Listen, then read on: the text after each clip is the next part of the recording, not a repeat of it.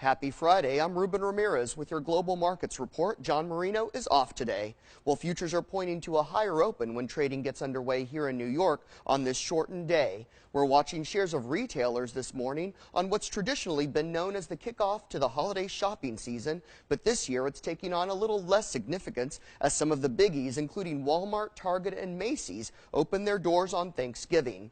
From the NASDAQ market site here in the heart of New York's Times Square, it's pretty quiet as many New Yorkers have the day off. The construction continues in the rush to get Times Square ready for the big New Year's Eve celebration. Well, let's head over to London for an update on European trading. Joining us is the Deal's Jonathan Browdy. Jonathan? Yeah, good morning, Ruben.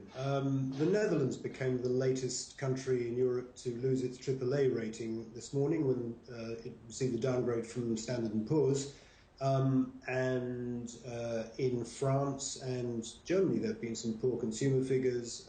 French production figures, prices also fell, but the market seems to have shrugged it all off. I think they're probably just waiting for New York to open to give them some direction. They're either flattish or just up a little bit in this morning's trading.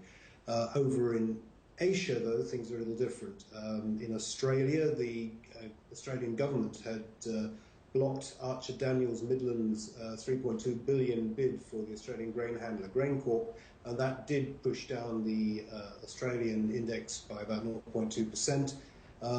In Japan, the markets retreated slightly from yesterday's record levels, so 6-year highs, put it that way. The Nikkei was down 0.41% at 15,661.87. And in Hong Kong, the market was up slightly, 0.39% at 23,881.29. That's all from me in Europe and Asia this morning. Over to you, Ruben. Thanks, Jonathan. That was Jonathan Browdy with the latest there. Well, back here in the U.S., let's take a look at a few stocks on the NASDAQ wall that we're watching this morning. Let's start with Best Buy. Real Money contributor Brian Sozzi says that apart from Walmart, it looks like Best Buy will have the strongest start to the holiday season.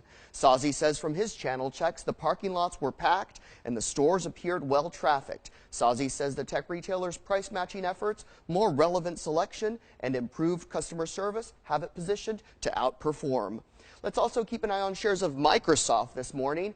Microsoft's still looking for their new CEO, and it looks like Ford CEO Alan Mulally and internal candidate Satya Nadella are frontrunners in the tech giant's search for a new chief executive. Bloomberg reports the field of candidates has narrowed. Current CEO Steve Ballmer is expected to step down by the middle of 2014. And keep an eye on shares of JCPenney today. After the close of trading today, JCP will leave the S&P 500 index since its market cap is no longer big enough to be part of that index. And our action alert this morning is Hewlett-Packard.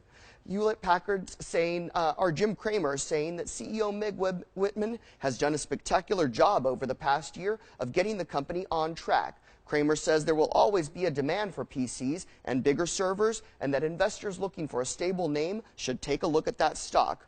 Well, that's all for this morning. Thanks so much for joining us from the NASDAQ market site. I'm Ruben Ramirez in the heart of Times Square. Have a great day.